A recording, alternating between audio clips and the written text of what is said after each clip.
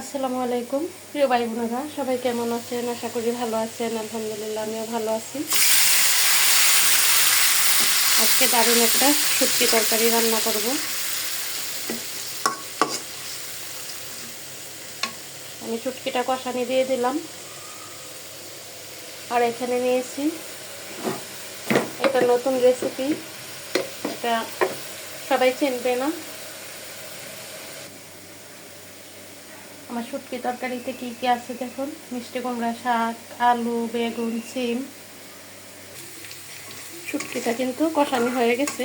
আমি অল্প একটু পানি দিয়ে এখন শাক দিয়ে দিলাম। শাকগুলো এখানে কড়াই বসাই দিলাম আরেকটা শাক বাগার দেওয়ার জন্য, যেটা আমি আপনাদের দেখাচ্ছি। ছোট সময় আমি খেয়েছি, আমার নানি রান্না করতো, আমি এই প্রথম রান্না করতেছি। এটা আমি শুধু লবণ দিয়ে বাদ দিয়েছি। এখন পেঁয়াজ রসুন দিয়ে শাকের মতো বাগার দিয়ে দিচ্ছি।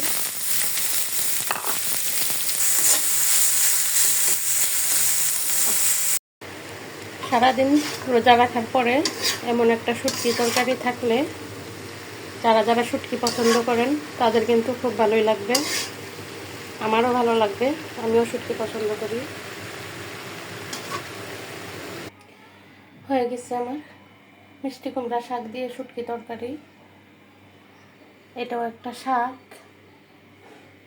আমি কাছ থেকে দেখাই, সবাই দেখে বলবেন এটা কি শাক। আজকে সন্ধ্যার রান্না এই পর্যন্তই। সবাই ভালো থাকবেন। আসসালামু আলাইকুম।